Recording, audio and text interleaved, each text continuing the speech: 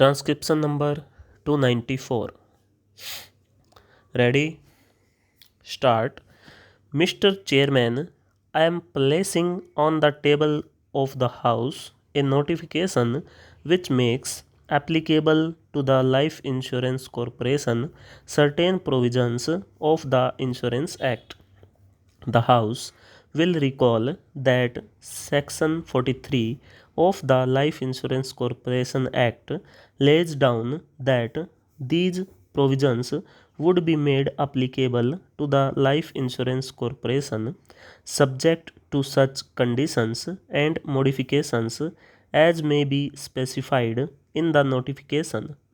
The notification is in pursuance of this requirement. One of the sections which the notification deals with is Section 27 of the Insurance Act.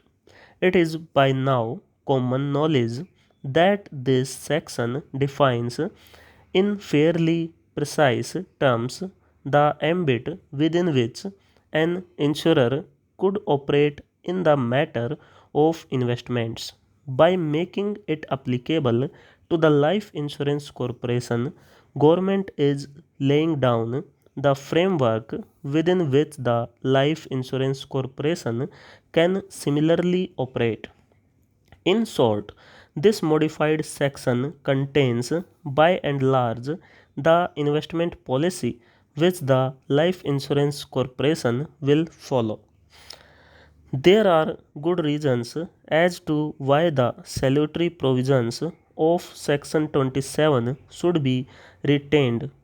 Both the freedom given and the restrictions imposed by it have stood the test of time, while ensuring the safety of the policyholders' money. The possibility of augmenting profits has also been afforded. For this reason, Section 27 has proved satisfactory both to the insurers and the policyholders. We therefore have followed these principles subject only to such changes as have become necessary owing to the fact that investments which were previously spread over 240 odd companies are now held by one single corporation. I may add that in coming to our decision, we have consulted both the corporation and the Reserve Bank of India. Under the scheme referred to, the investments of the Life Insurance Corporation will be divided into three broad categories. Firstly, the government and approved securities, which generally means gilt edged securities. Secondly, investments approved under this very section. And thirdly, other investments. The limitations are that at least 50% of the total funds should be held in government and approved securities, and not more than 15% should be held in the form of other investments. The result is that about 35% is held in what is known as approved investments. There is also a provision for investment in the private sector. To a large extent, the modifications suggested in respect of approved investments are of a minor character. It was necessary to make them because of the altered conditions which obtained after nationalization of life insurance. But I shall in particular draw attention to the modified section 27A. While the former enables the maximum limits of holdings of the corporation in the ordinary shares of the companies to be raised from 10% to 30% of the subscribed ordinary capital. The latter modification will permit the corporation to invest in private limited companies also with the prior approval of the central government. There are certain other matters pertaining to the investment policy of the Life Insurance Corporation which I feel are of some importance. I shall mention these briefly.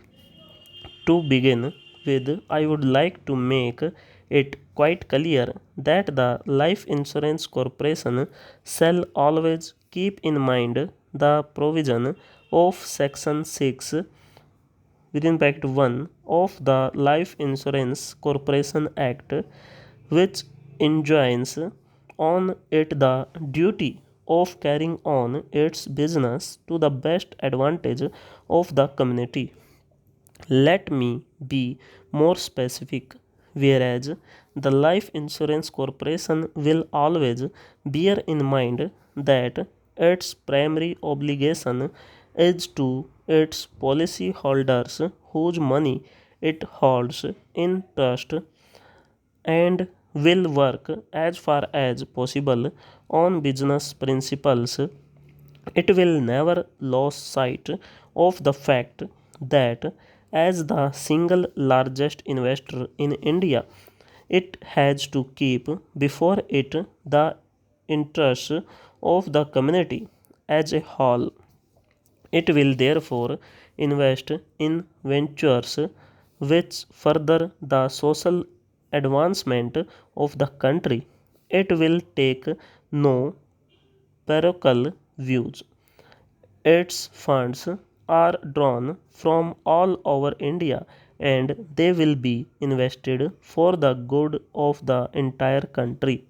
Thus, there shall be a steady diversification of its investable, investable funds, which is an essential requirement of any insurer, particularly the sole insurer of a country. Next, I come to the attitude which the Life Insurance Corporation should adopt in relation to the stock markets. There is not the slightest intention that the Life Insurance Corporation should indulge in speculation and thus take advantage of temporary fluctuations in market prices. It must necessarily invest on a long term basis, but this should not preclude it from certain buying and selling operations when circumstances so warrant.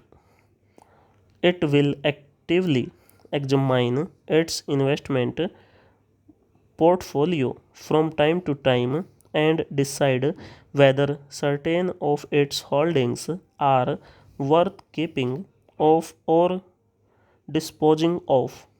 If, for instance, the life insurance corporation were to sell during period of depression, the national interest would be served by removing fluctuations in the stock market.